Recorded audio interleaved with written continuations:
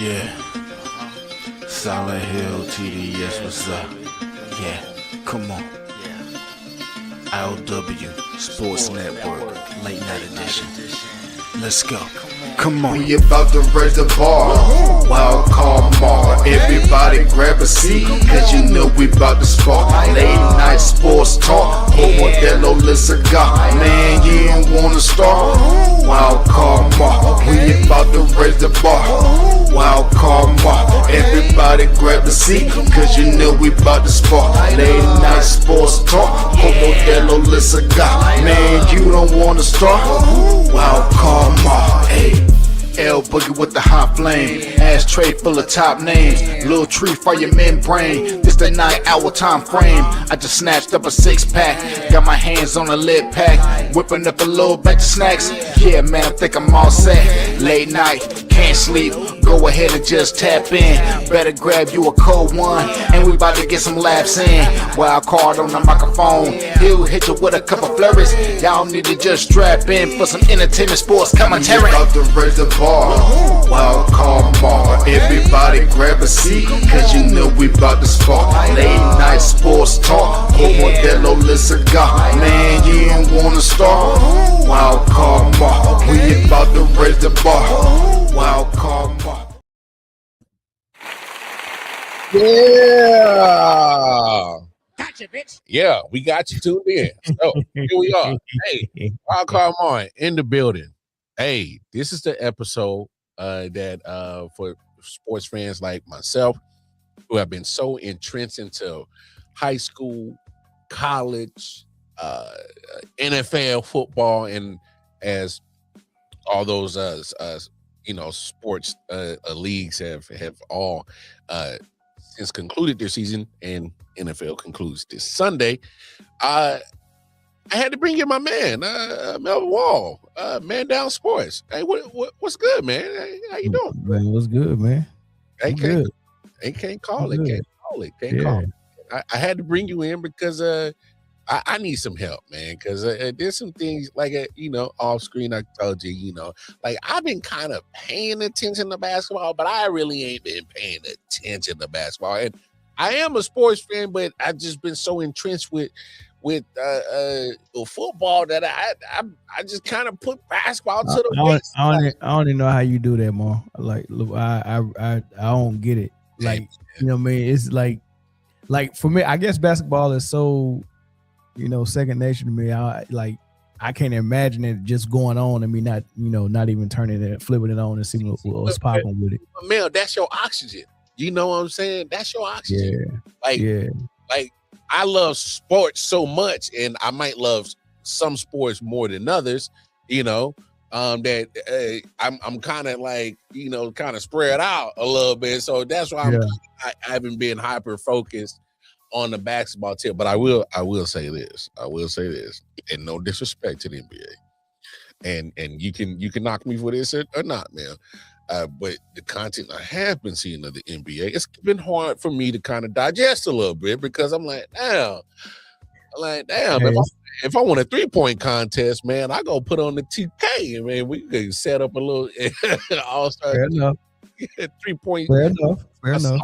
Okay, so I don't know, man. It's you missing some stuff. You'll figure it out in the next couple of weeks. You'll be like, oh, okay, this was going on. This was going on, especially with college. And I'm like what you just described. I'm like that with college basketball. I used to be one. That used to be my oxygen as well. Uh-huh. And I got out of college basketball in the last 5 years, maybe. Uh-huh. You know what I mean? And I wasn't locked in. Ever since I've been podcasting, I kind of been out of college because I just, I was trying to watch so much NBA so I can stay abreast. I just didn't have time to do college too. So I got you. Yeah, but it's good. It's good right now because it's like 6 freshmen. I was about to say who's the Thundercats that's going to be vying for that #1 overall pick. Kansas got a dog named Peterson. Yeah. Oh, trust me. I'm in Casey, so he's about 45 minutes down the road. Man, he can go, dog. Hey, I've been looking at his stat line. His minutes have been down because his appearances and his minutes have been down. But his impact has been so heavy with what he's been doing with it. Yeah, and that's the only concern with him because I think early on he got injured. He missed about 10 games. He came back, but every time he came back, it phenomenal basketball games he played. Yeah, but now he's dealing with cramping, and like he played the first half against BYU, who has the number 2 prospect in AJ DeBansa, and he lit him up for 18 in the first half and played about 2 minutes in the second half and sat down for cramping and sat out the whole game. They won because they had a sizable lead, but everybody's like, why he keep getting pulled out of these games for cramps? Yeah. And I guess that might be concerning for some GMs, but he's so good and he's so much more polished than all the other freshmen. Now, there's a lot of freshmen that's really good as well. Yeah. But for somehow his game is polished, like he might be 2 years older than them or something like that. Like I'm like, man, how if they're the same age, they're all freshmen, how his game gets so polished? You know what I mean? So but I think the reason why is because he's a real legit guard at like 6'4", 6'5". And all these other guys are like AJ DeBansa is like 6'9", Carlos Boozer's son is like 6'9", Caleb Wilson in North Carolina is like 6'9". Like they're all long forwards. I was about to say the forward sizes. Yeah, they're forwards. They play on the perimeter, and they're trying to hone in their guard skills, and they're not as polished yet. I hear that. I hear that. I that's no disrespect to the. It might be the game of the whole basketball game, and no disrespect, but I think that's probably kind of something that's been kind of killing me too. Is like, and as phenomenal as watching Wemby play, I'm still trying to get used to 7'4", 7'3" guys on the outside, bro. I'm still trying to adjust to it. Call me old school, call me old head. You won't. Those watching and listening, it's cool. I'll take it. I got tough skin.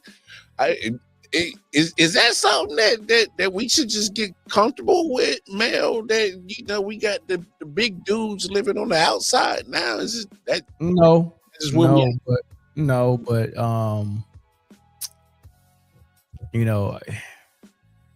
I'm frustrated because I just watched San Antonio play OKC. OKC sat their entire starting lineup, due to injury. I mean, they all listed with injuries, but some of it is rest. Yeah. And they barely beat them, and they had to pull away. I mean, the game was within 4 points with like 2 minutes left. They had to pull away late. They ended up getting like maybe an 8-point win, maybe a 10-point win. But Wemby only had like 22 points. I'm like, dude, you're a mismatch every time you step on the floor. Mm-hmm. Just get the ball in the post and turn and shoot is too easy. Like, he making it harder than what it should be. It's almost like when you play, like when I used to play on a little Fisher Price basketball goal with one of my good friends. My good friend had a little brother, right? And for some reason I was real good with the younger kids because I would teach them. I had more tolerance for them, and I would teach them basketball. But my other friends was like, I'm not playing. Like, they wouldn't even play with their own brother. Like, I had 3 friends who it was 3 little brothers around the same age, and I would play ball with them on the Fisher Price goal. Now I could dunk it every time I want to. At this point, I was like maybe 11 or 12. They might have been like 6, 7. I don't know. But I made it real fun with them and played with them. But I played like I didn't want to score every single time and dunk every single time. That's what Wemby do. Like, he'd be like, man, it's so easy. I'm gonna play guard. You know what I mean? So I'm like, man, just go down low and just use your advantage, man. But hey, bloody out there bored, bro. Yeah. Like, man, I'm 7'7", man. I'm 7'4", man. I don't wanna just go to the block every single time. Hey, buddy out there just bored. Like damn, yeah. Like you just like. Because, like, I know he goes by the moniker Alien, but, bro, you really are, like just something that's, I don't want to say never be seen before, because, like, and I'm not trying to disrespect Wemby. I mean, Kristaps Porzingis, who was in the trade today, had a similar build, but it really just didn't stay healthy. And me, low key, the fan in me, I've always been a fan of Bol, but he never really could find a situation to maximize his skills, so that never really worked out. But so I don't want to say we never seen nothing like Wemby before, but just him putting it all together is something that's crazy. I saw something the other day that man had 2 back-to-back blocks and then shot like literally a couple feet from the logo, and I'm like, on transition. You know what? I thought that was. I'm glad you brought up that name, Bobo.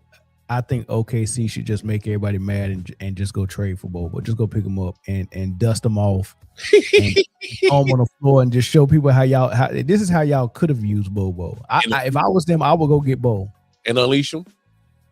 Let me see what Bobo is. He still with Phoenix on the bench? That would be unfair because if they would acquire Bobo and then unleash him, and then he pretty much is a fire starter to another championship, and then they go back to back. That'd be crazy.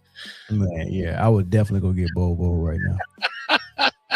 They got this man listed as power forward, and he's 7'3", man. Come on, dog. 7'3", come on, man. Nah, that's crazy.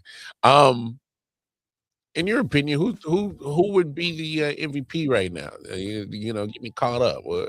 Who's really absolutely in the league is like just been consistently balling so far from opening day to present day. Just been well. The season.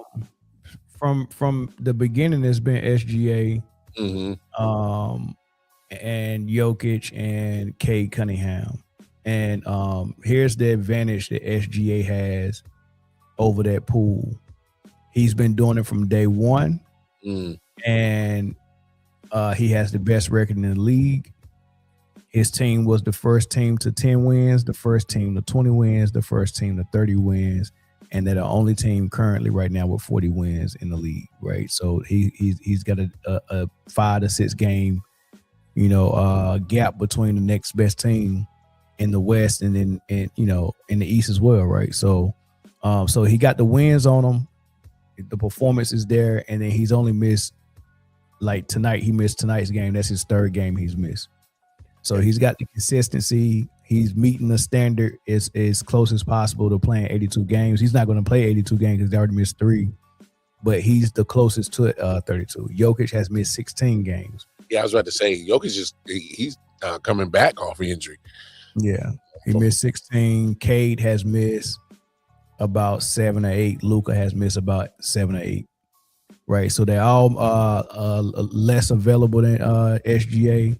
On top of SGA outperforming them as far as team success, and the dude has been so dominant. He sat out 17 fourth quarters so far this season. That's ridiculous. And he still and with him sitting out 17 fourth quarters, he's still the 2nd leading scorer in the league, behind Luka, who just shoots 15 threes a game. Like like Luka just always has the ball. Like it's like when you watch a Lakers game, if Luka's on the floor, there's a very good chance he has the ball in his hand. Like it literally is in his hand all the time. And he's just gonna be like, all right, I'm either gonna do this step back 3, or I'm gonna dribble it into a double come and I pass it to somebody for an assist. Okay, not to get off topic from the MVP conversation, but you just said something to me, and me being a Lakers fan, it rang a light bulb off in my head. And I gotta ask you this: when Luka playing that type of basketball, and there's an older star that kind of played similar basketball, there's no way he's happy sitting there on the sideline like, damn man, this motherfucker taking the air out the ball, man. What am I supposed to do? I'm the king right here.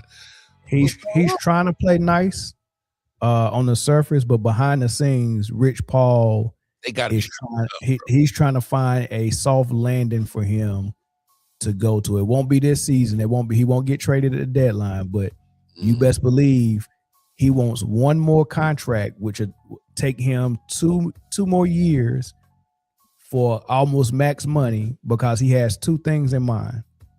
One, I think he wants to. Well, the Lakers have already gave him the boot and gave the keys to the city to Luka, so he already ruined his welcome in LA. So he's trying to find somewhere where he can go, and I think that place is going to be Cleveland.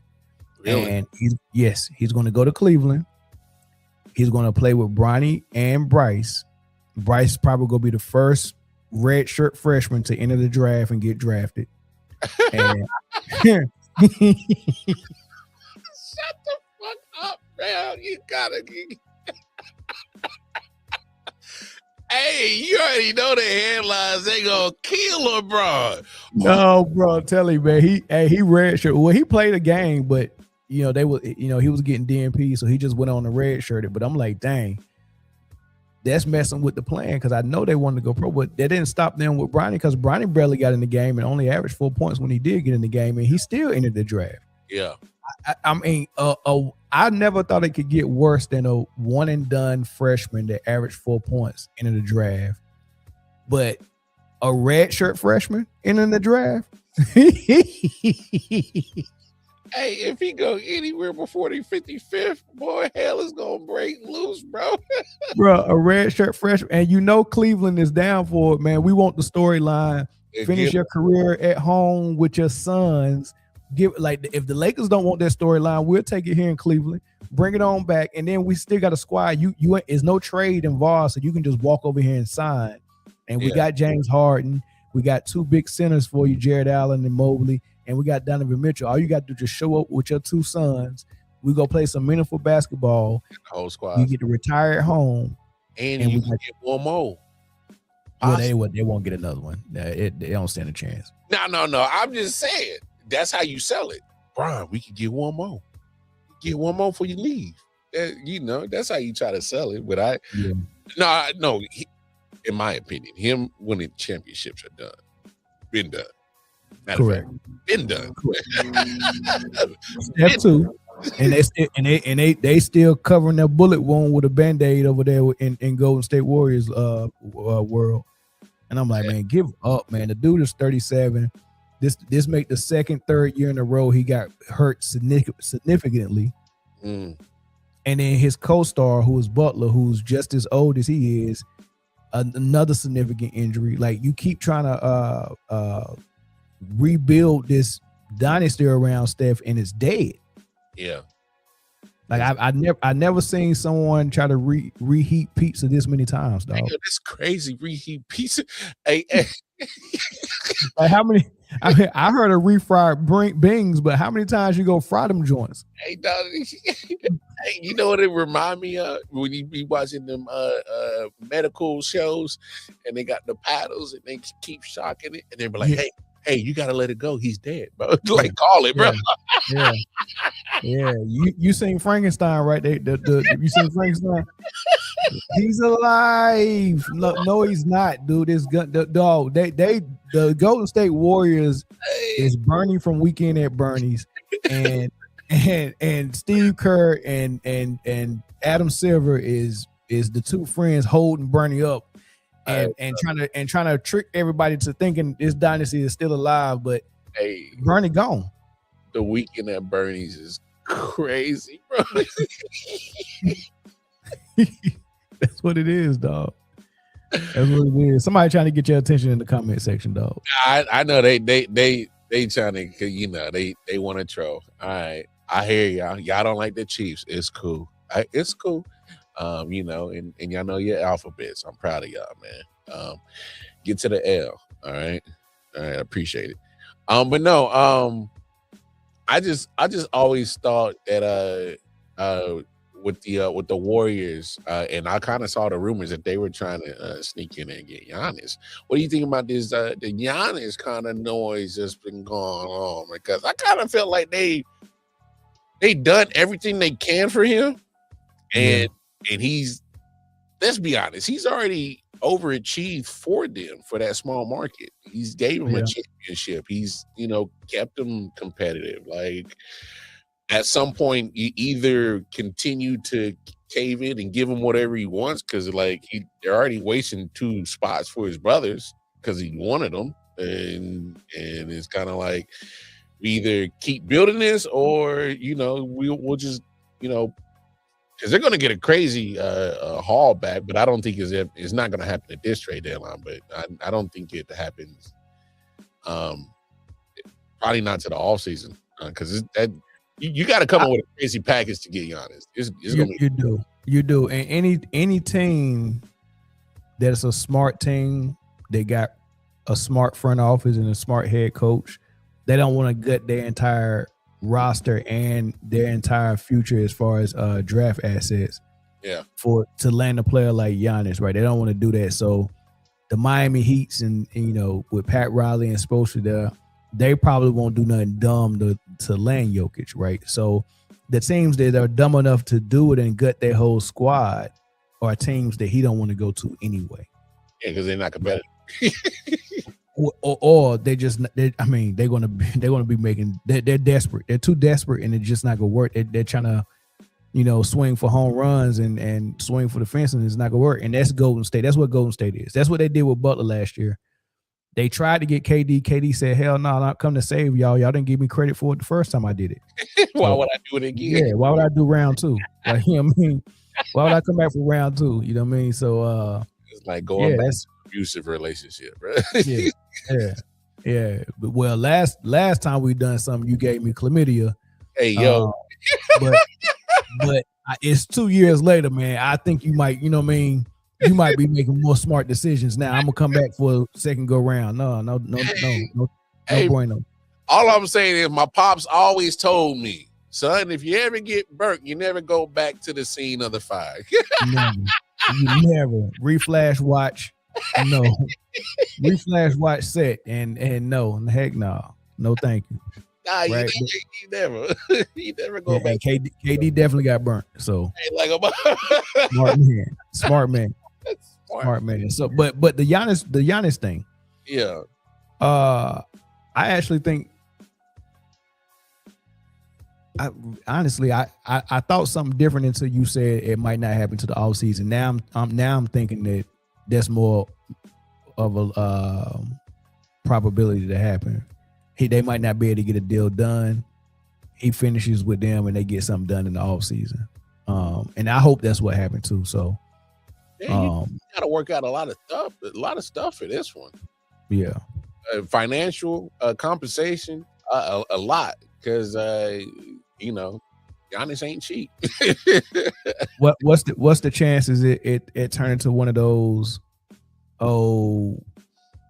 Garnett to the Celtics, and the GM that sent Garnett to the Celtics is a Celtics legend, Kevin McHale, and they sent him there for a couple of draft picks and Al Jefferson. And then the same year, Lakers legend that was running the Memphis Grizzlies and Jerry West sent Pau Gasol to the Lakers to save Kobe, and for his brother who never played an NBA game, Marc Gasol. And Gasol turned out to be solid, but yeah, he did. Nobody seen him play though. Yeah, but you had no idea. No idea. Yeah. I wanted that Kobe know. I know because he wasn't even over here yet. And I was 2009, 2010? Yeah, like 2008, 2007, maybe. Yeah. 7 or 8, yeah. Boy, that was a time to be alive. Though. I missed them times right there, boy. Hey, man, they was playing some basketball back in the day. Yeah, I missed them times right there. They were playing some basketball.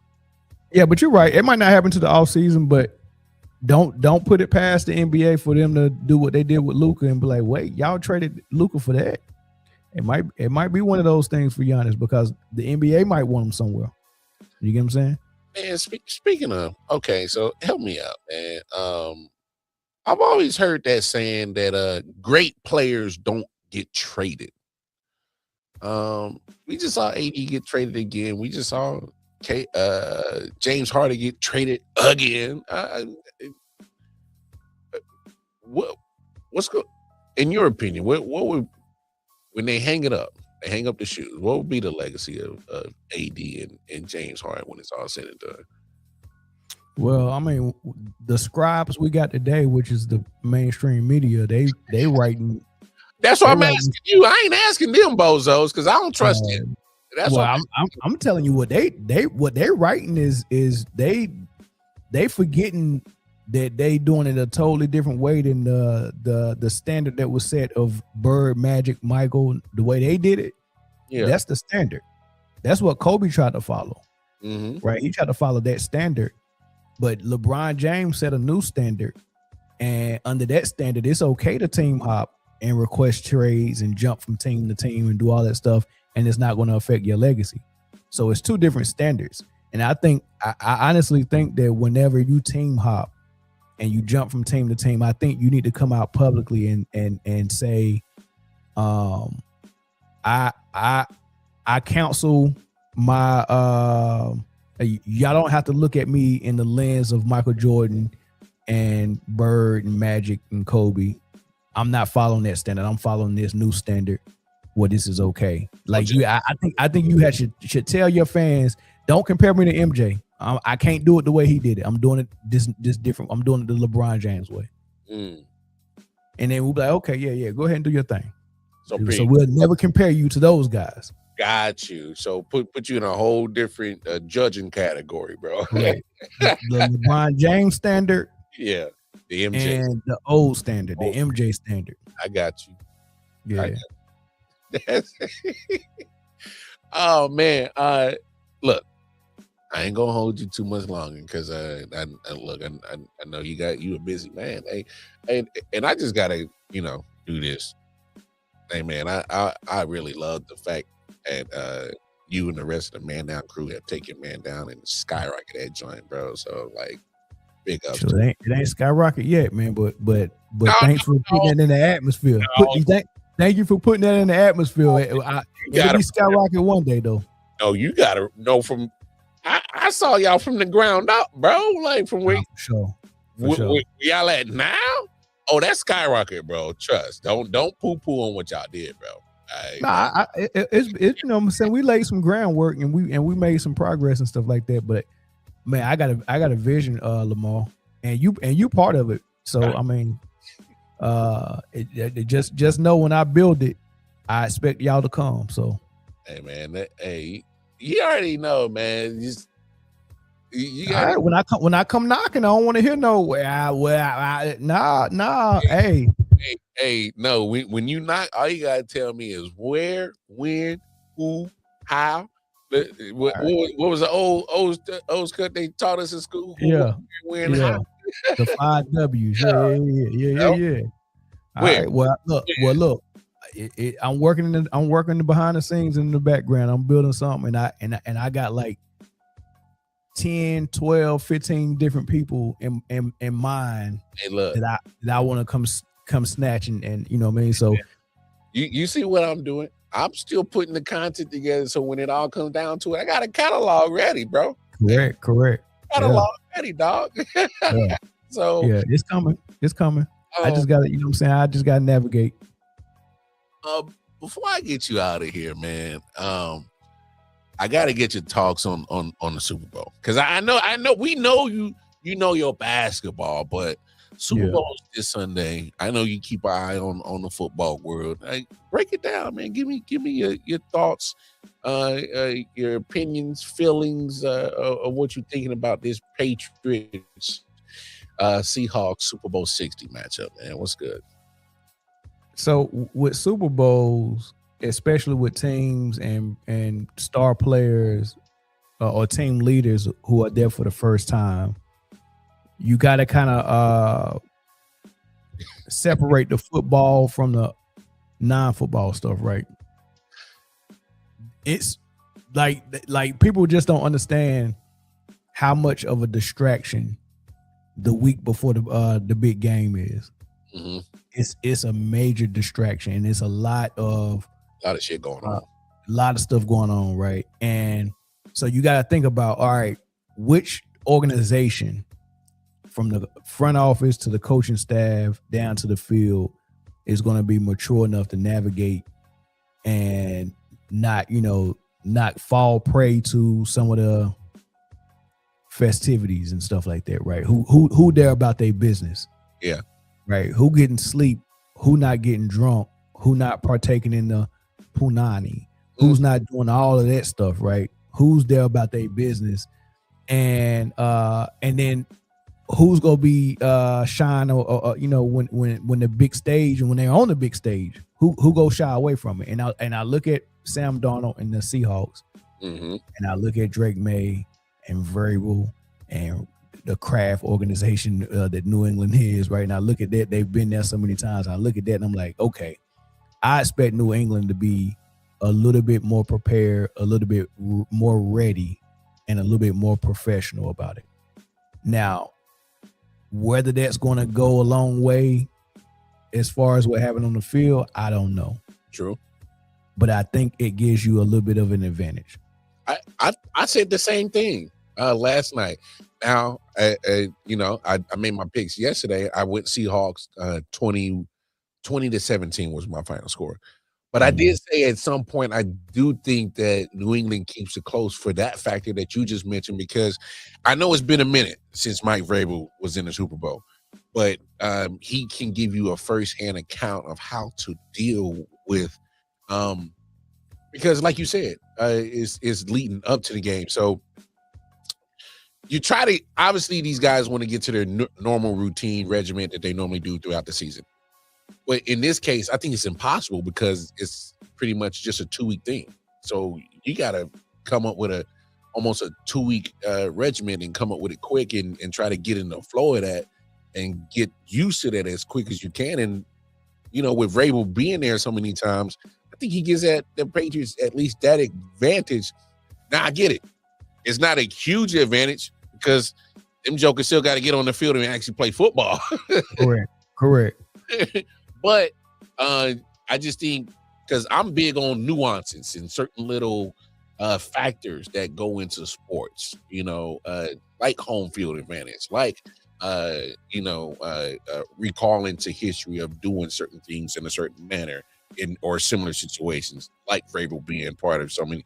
So I thought that was big too. But yeah, man, I go ahead and continue, because I thought that was fascinating as well, because I'm like, that shouldn't matter, because I'm looking at the Seahawks roster and I'm like, I don't see too much Super Bowl, history on this staff roster, So yeah, so that's the first thing I look at is, okay, they got a slight edge before they even get to the field, psychologically and as far as preparation, right? But then when you start to get to the X's and O's and what the teams do well, and I think about those two running backs the Seahawks got, and how they like to use them, and I think about how dynamic that daggone receiver they got has been, and you got to give credit to Sam Darnold as well. The quarterback been playing good as well. Has he answered enough questions for you? Yes, sure. Okay. Yeah. You know what's crazy about Sam Darnold? As soon as he left the Jets and he went to Carolina for that 1 year, he had a phenomenal year. The first, I want to say 6 to 8 games of the season for Carolina, like they was looking like a playoff team. And then it went south. And then the bottom fell out, and I can't remember if it was injuries or not, but the bottom just fell out. Yeah. And then they moved on from Sam Darnold, and that's how he ended up in Minnesota, and he played well there as well. And then I wouldn't say the bottom fell out, but for some reason Minnesota just was like, yeah, you played good and you was able to get the ball to Jefferson a lot, but you just not our guy. And they moved on from him, and you see that was a mistake. So ever since he left the Jets, he's been playing phenomenal. Well, Minnesota made the mistake because they grabbed a quarterback in the first round. It's like, we got to roll with the first guy. Yeah, that's pretty much what it was. That's pretty much what it was. Yeah, but Sam Darnold's been playing phenomenal ever since Carolina, dog. Fair. Yeah, he's been answering questions for the last 3-4 years. And this is the biggest way to answer it right here. I'm a Super Bowl quarterback right now, and got the potential to be a Super Bowl winning quarterback. Yeah.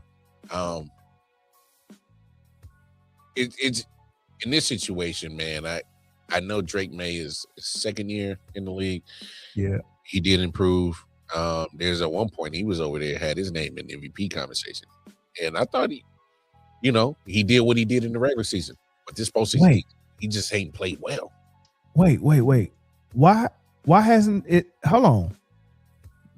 Has it been this late before they announced the MVP? The last couple of years, they've been waiting to the damn honors, the award show, which is really Thursday, which is right before the Super Bowl. So the last 2 years they've been doing this in this manner. Yeah. Wow. That's been something new that they've been doing. Yeah, that's crazy. It goes to Stafford, in my opinion, anyway. I mean, if you wait this late, then you got. I mean, it's supposed to be a regular season award, but yeah, you can't help what your eyes see. And if you wait late and you able to see the playoffs and somebody have a performance that like I guess you can tell the voters you can't factor this in. I guess you can tell them that. But if they're not going to factor it in, why are we waiting this late? I'll wait. Yeah, I'll wait. Well, to be honest, I think the votes they've probably been in. They just wait to I hope so. Have the show and all that shit and put it all together and make it. I hope so. Yeah. I hope so too, because if they because don't get me wrong, the regular season Drake May, his name is in conversation for MVP. But if you factor in this playoff, ain't no way I can give you that MVP. But I mean, I look at Stafford's numbers, I looked at his performance, I look at what he's done, and because I can't say it was his fault why the Rams got booted out. Yeah.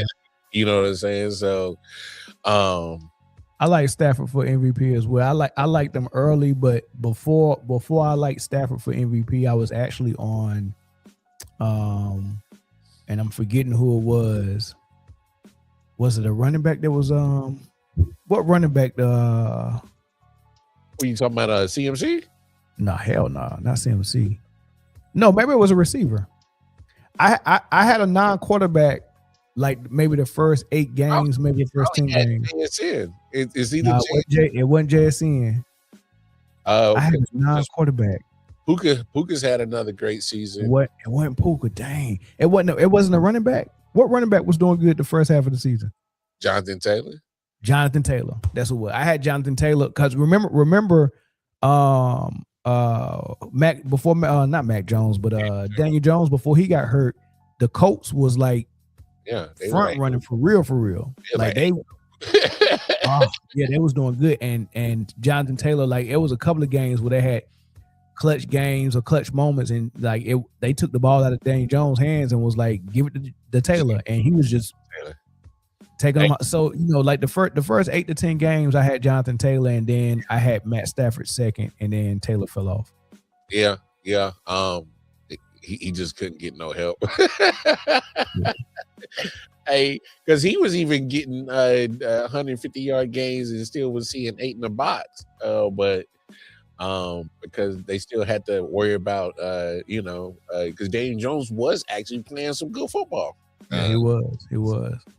I can't even front, man.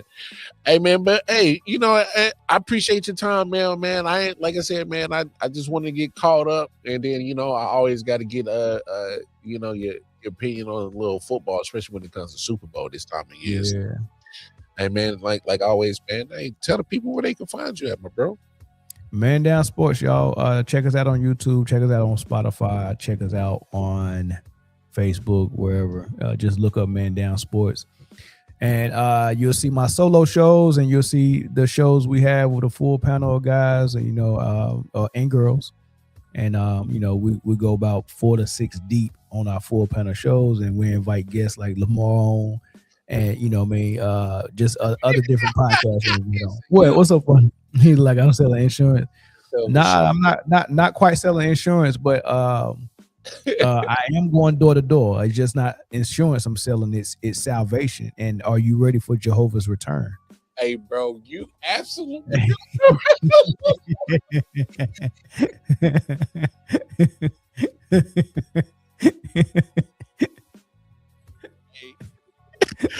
Hey, bro. Hey, you should have seen all the creative ways my dad would do to try to make sure that he would never answer the door when he saw the Jehovah's Witness going through the neighborhood. Oh man! Hey, Did y'all have the Mormon guys come through on the 10 speeds on the mountain bikes? Not in the hood that we grew up in, but when we got to the burbs, yeah, all the time. Yeah, well, what I respected about them dudes is we were in the hood, and first of all, when we seen somebody that was not of color come through that hood, we was like, "This is a brave." And they used to come deep in that hood on that 10 speed, and their white ties and black or white shirts, black tie, khakis on the 10 speed. Yeah. And this is how they got us. They got us with magic tricks. I didn't even know. Like, it took me. I probably seen them 5 or 6 times before I heard them say anything about Christianity or whatever, or the Mormon Church or whatever. I didn't know who they were. We just knew them as those white dudes that did magic. Yeah, and they would pull up on us, man. They'll pull quarters out our ear. Hey, that's crazy. They'll take their thumb off. You know what I'm saying? Do that little thumb trick where they take the thumb off, man. They had so many magic tricks, dog. And then I just was like, man, this is amazing that these dudes are coming into our neighborhood, mucking it up with us like this, man. I didn't know how to take it. Yeah. But when I grew up, I realized who they were, and I was like, oh man, you know what I mean? They don't even like black. You know, that's another time. I was about to say, like, yeah. Y'all tap in with Man Down, and all the rest of the crew, man. Hey, always appreciate you, dog. No problem, man. Appreciate the invite, dog. Hey, man, I always love it, man. Mel's always a good people's man. But hey, man, y'all make sure y'all tap in with the whole Man Down crew. Spotify, YouTube, all that. Man Down Sports. Again, Man Down Sports. Show them some love and support. So I wanted to do that episode for the sports fans like me who just been, been having a hard time trying to get back into the swing of watching basketball, whether it's college or NFL or NBA. Because we've been so entrenched into the NFL, high school, college football, and at this point, NFL is going around the clock, 24/7, 365 at this point. Even when they're not playing games, and as Mel gave his Super Bowl predictions, and I gave mine yesterday, and so did Randy's. But here's the crazy thing about the Super Bowl, and I just got to say this. For one, the NFL, I know they're trying to do new things and try new things and try to be innovative. And can we start with the Pro Bowl? Can we take it back to football? Like I remember to this day when Sean Taylor knocked the shit out of Brian Mormon at the Pro Bowl. So first of all, let's get it back to Hawaii. Can we get it back to Hawaii? All right. Let's get the Pro Bowl back to Hawaii. All right.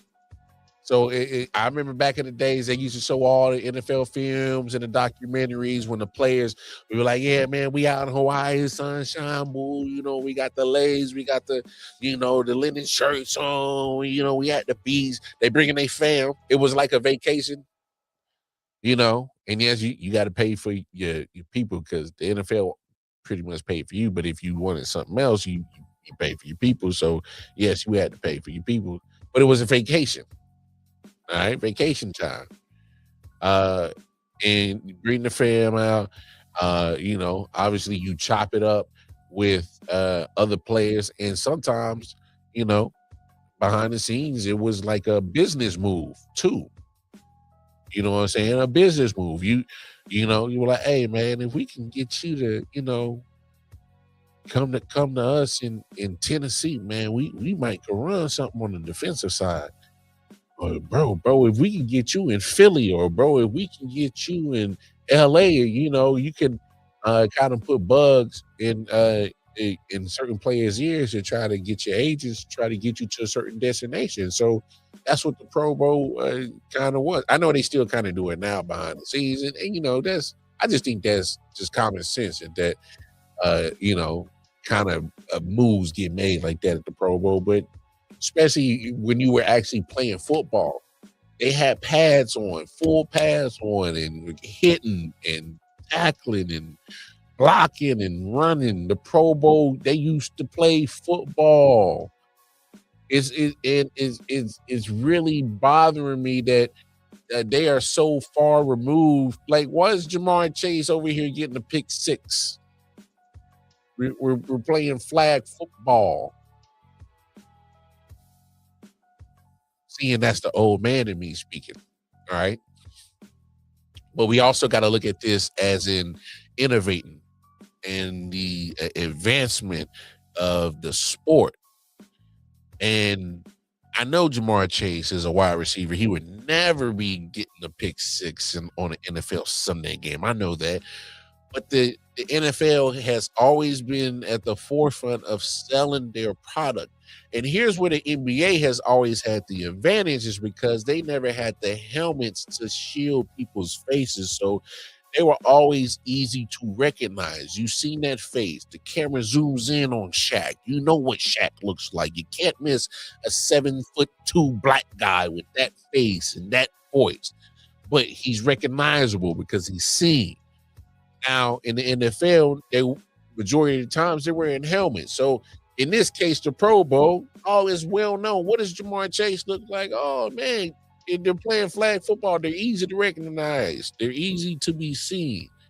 And, I know that doesn't seem like much, but for me, I'm just looking at it psychologically like, hey, if I can put a name to the face to how they play and then, go on and seek them out on their social media, and they're posting and getting to know them. Oh man, I become a fan of them, and then I'm going to go out and buy the merch, buy the tickets, go travel to see Jamar Chase, go do this and that, and then that's how the NFL has a fan.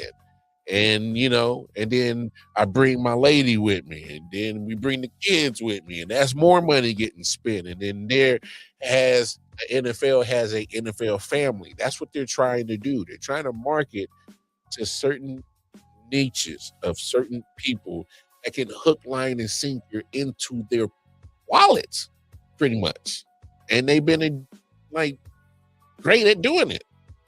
And so that's the business side, new forward thinking of me. That's like, oh, I understand why the NFL is doing the Pro Bowl, why it is. But at the same time, the old school in me is like, this is crazy. What's going on? It's no different from my fellow Chiefs fans. They're having a hard time dealing with the Chiefs wanting to move from Missouri to Kansas and building a new stadium, and I've been a lifelong Chiefs fan.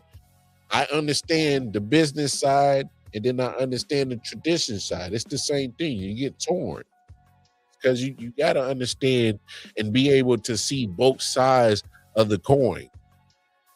So it's crazy how the evolution of the Pro Bowl and how it has changed. But I understand why they won't go back to having full padded football and hitting and knocking the shit out of the punter. I get it. I understand. I just miss it. That's all. I miss that. I miss the contact, the football, the actual play of seeing pretty much the best of the best go at it, and just seeing because it was never it was pretty much a fantasy team. It was fantasy before fantasy, or before it got big, I should say. So it was always dope. It was always dope. That shit in the NBA All-Star game went the way of the because they don't care. Now they don't care. Haven't really changed in NBA this year, but no, don't don't hold your breath on anything really changing when it comes to anything. Uh Between the All-Star game and Pro Bowl and I will say this, I've been kind of digging the way that the MLS Major League Soccer and NHL, how they been kind of doing their thing, because obviously those sports and their skills challenges have been kind of dope.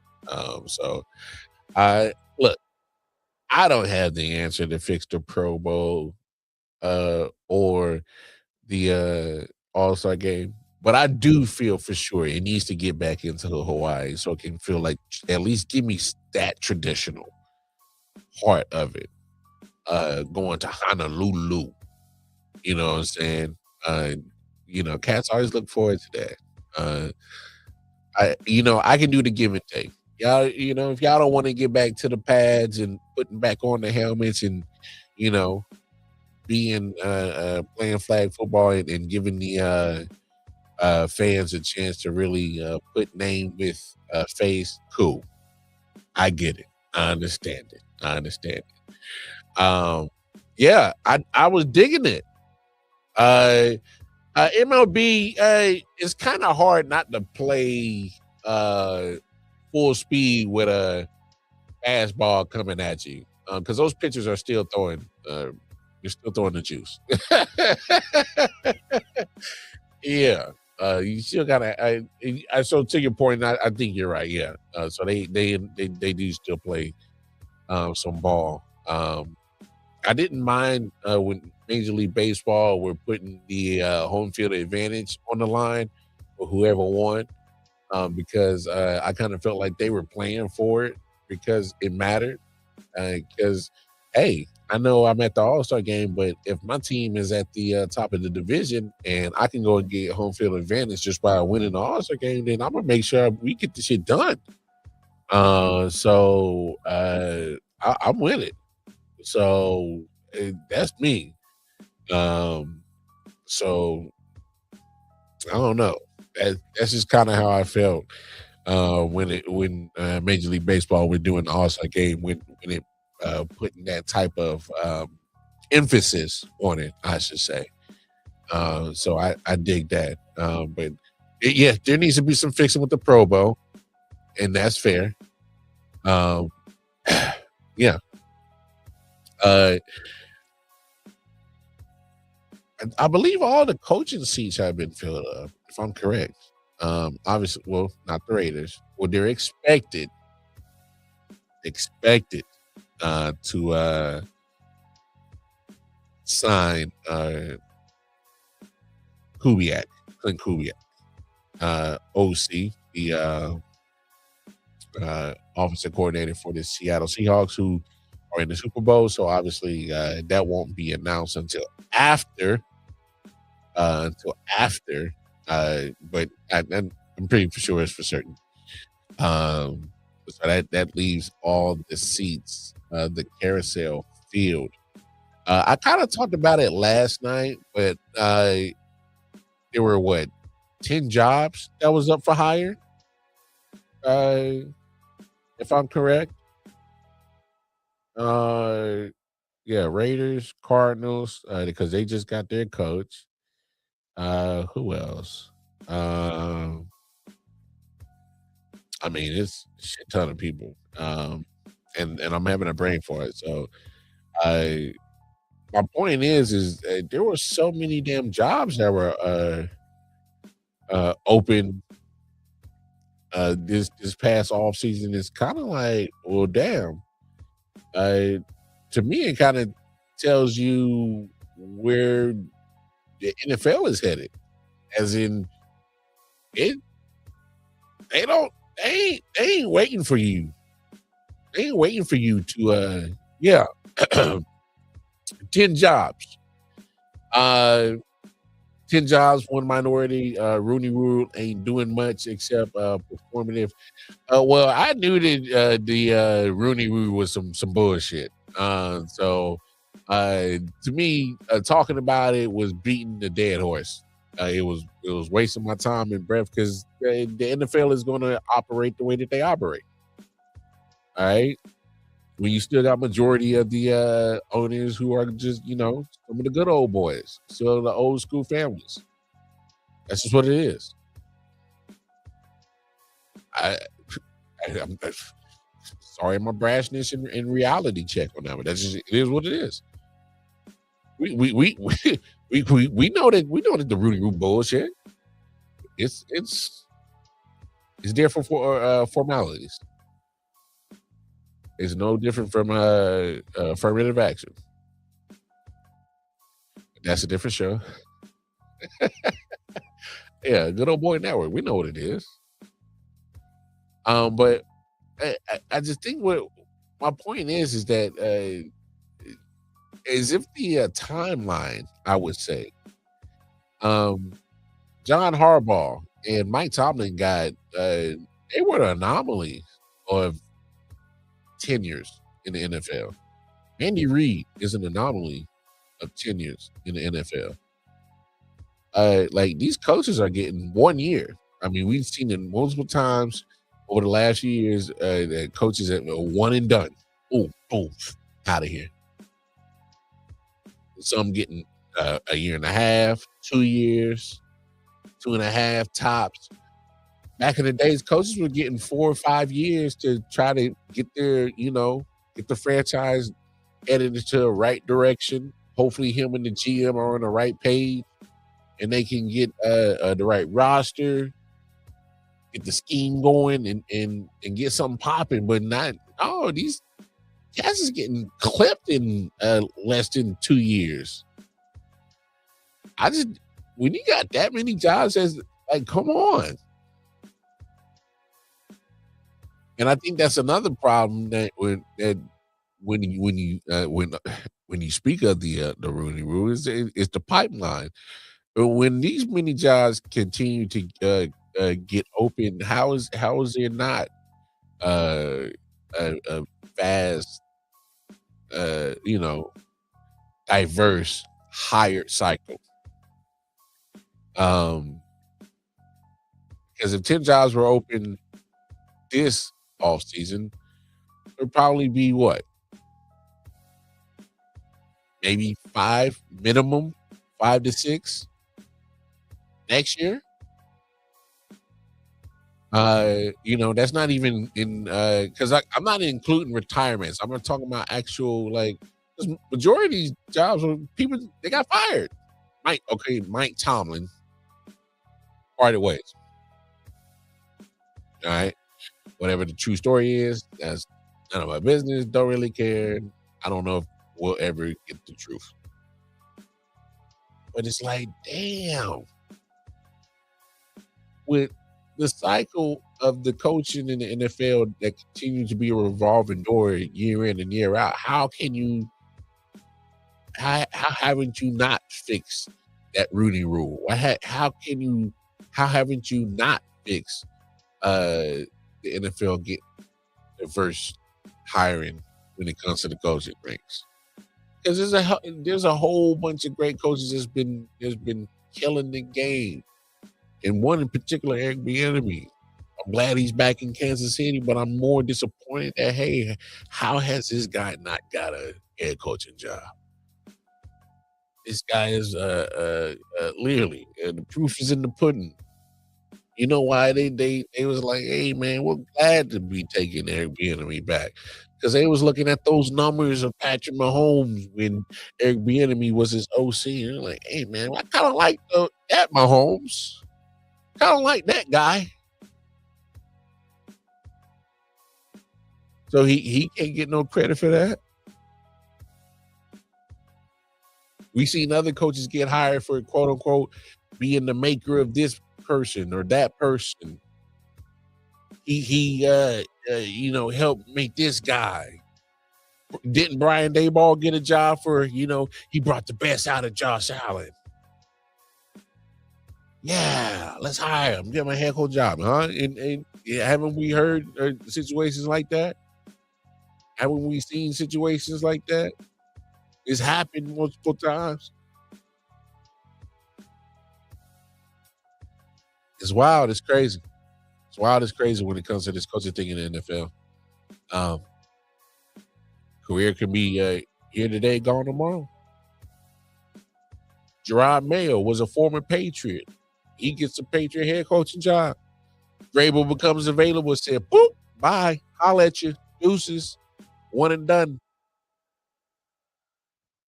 Got him up out of there. Steve Wilkes got done dirty. They gave him one year in Arizona, drafted Josh Rosen. Both Rosen and Wilkes was out of there in 1 year. Boop.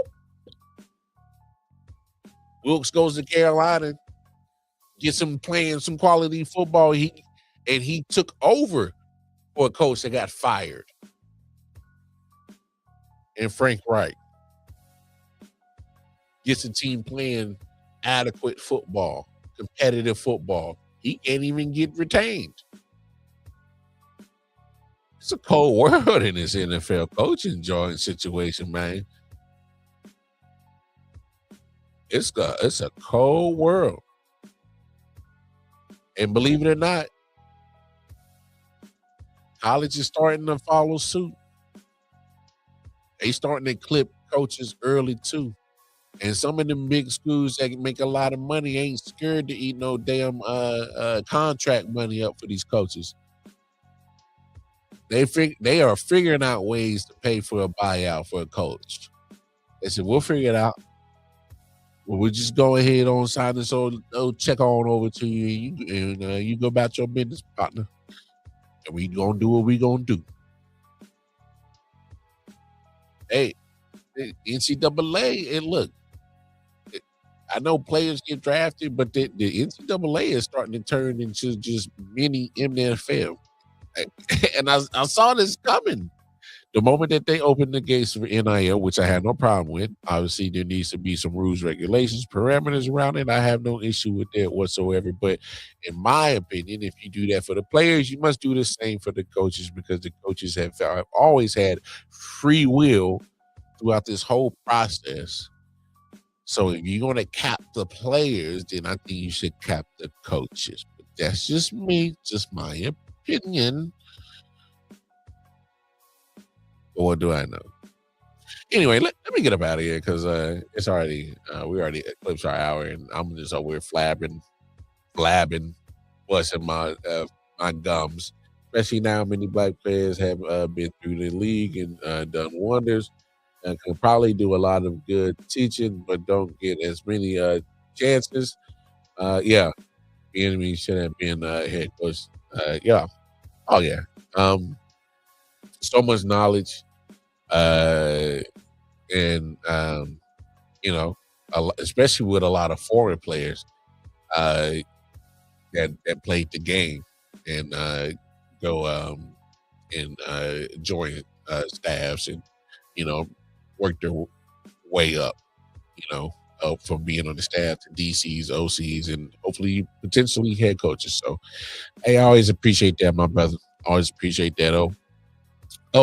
Make sure speaking of, y'all make sure y'all tap in with Ball and Buds Sports and Entertainment. All right. Shout out to the homie O. Y'all make sure hit up his all his social media platforms and Ball and Buds. All right. You dig?